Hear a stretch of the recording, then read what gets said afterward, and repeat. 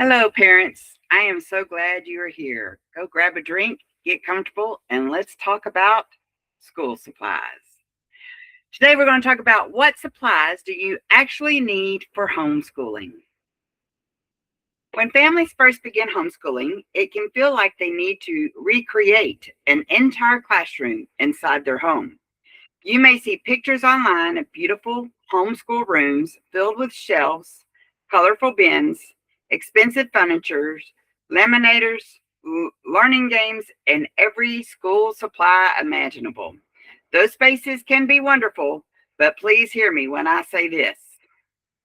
You do not need a perfect homeschool room or a cart full of expensive supplies to successfully teach your child.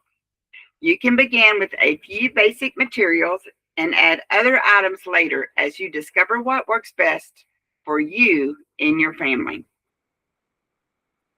Start with the basics. For most children, especially in the early elementary years, you will probably want pencils and a sharpener, an eraser, crayons, scissors, glue sticks, just plain white copying paper, construction paper if you plan on doing some art activities. Notebook paper is a big must. Folders for keeping work organized. A small dry erase board and markers and index cards. And I'm just going to tell you from my background, my experience, two of the most important things I believe is a dry erase board and index markers. You can use not index markers, sorry, index cards. You can use index cards to make sight word cards, letter cards, number cards, vocabulary cards, or simple review games. A dry erase board is also extremely helpful because children can practice without worrying about making a mistake. They can erase it and try again. I also want to just recommend the pencils and the notebook paper to me are very important as well because students need to know how to write on notebook paper. They need to know how to write on the lines. And you may tend to be like me when I first started teaching, thinking, how do you not know how to write on notebook paper? But that is definitely a skill students have to learn to be able to stay on the lines, know the margin areas, that kind of thing. So again, notebook paper and pencils are also very important. You do not need every workbook. It can be tempting to purchase several workbooks for every subject, but more materials do not always mean more learning. Before buying a large amount of curriculum or supplies, take some time to determine what your child already knows and what skills they need to learn next. You may only need one main curriculum, a few library books, and some basic practice materials. Try not to buy everything at once. Use what you have for a few weeks and then decide whether something else would truly make learning easier. Many of the best learning tools may already be in your house.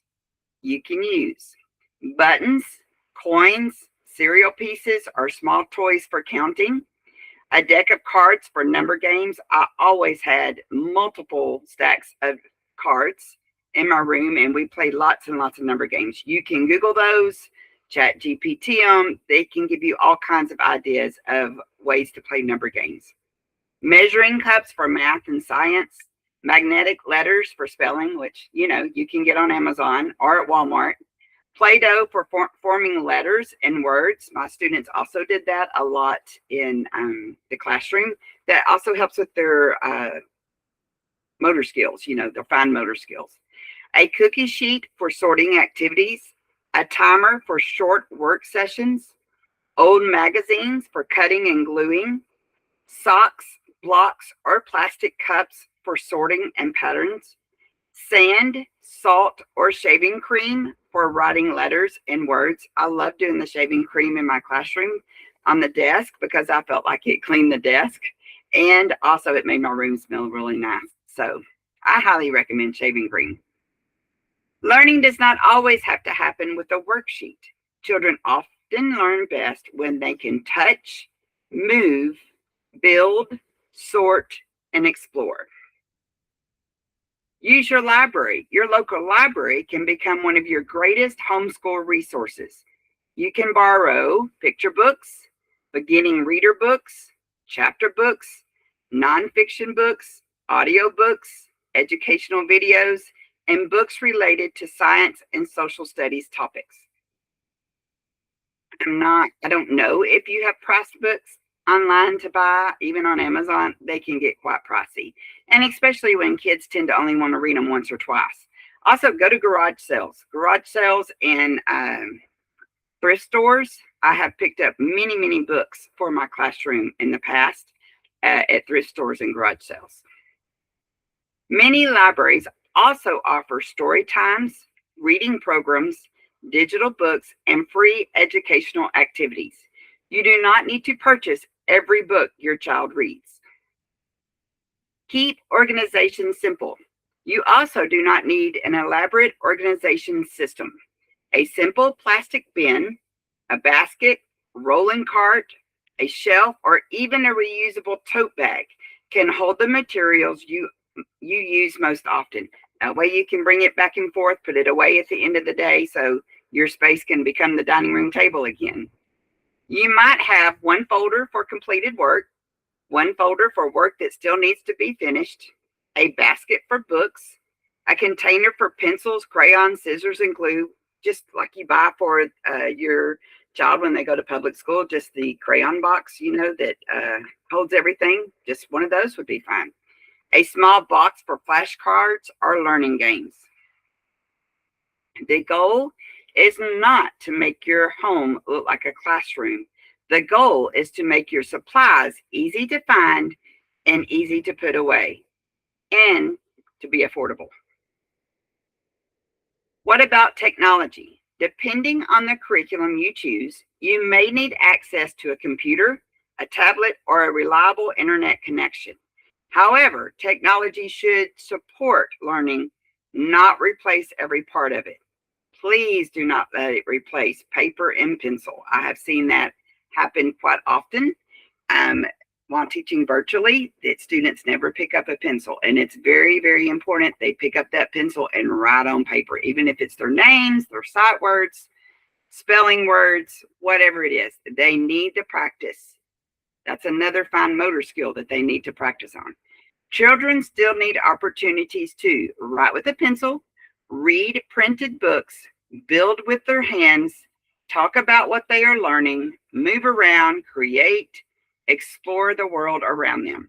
And I also want to say, if you are homeschooling and you have several other homeschool families that you're maybe grouping up with, whatever, talk about maybe sharing some of these things, kind of rotate them. I mean, we did that in a classroom as teachers. We would rotate so that the kids don't get tired of it. Talk to your friends that are homeschool parents as well and talk about a rotation basis.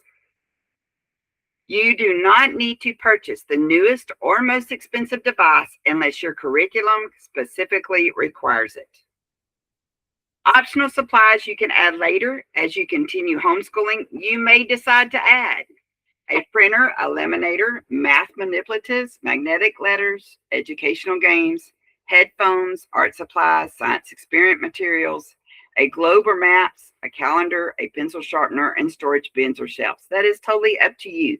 But none of this has to be purchased before you can start homeschooling. These items can be helpful, but they are not required on the first day. Buy supplies because they meet a need, not because someone else's homeschool room has them. The most important things cannot be purchased. The most important things your child needs are not found in the school supply aisle. Your child needs your time, your patience, encouragement, and consistency. A safe place to make mistakes, opportunities to ask questions, someone who believes they can learn. A simple lesson at the kitchen table with a pencil, a library book, and an encouraging parent can be more meaningful than a room filled with expensive supplies. Start with what you already have, keep it simple, add things only when you see a genuine need. Your homeschool does not have to look like anyone else's homeschool to be successful.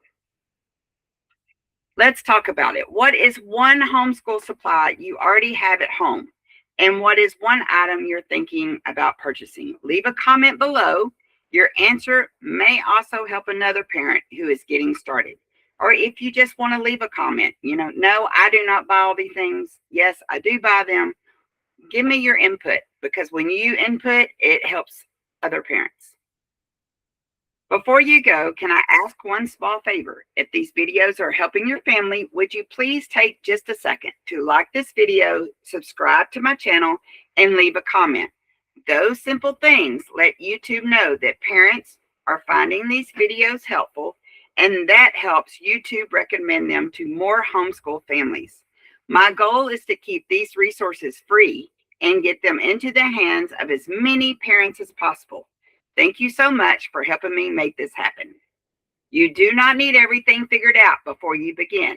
Start small, use what you have, and grow as you go. Thank you, guys. See you next time.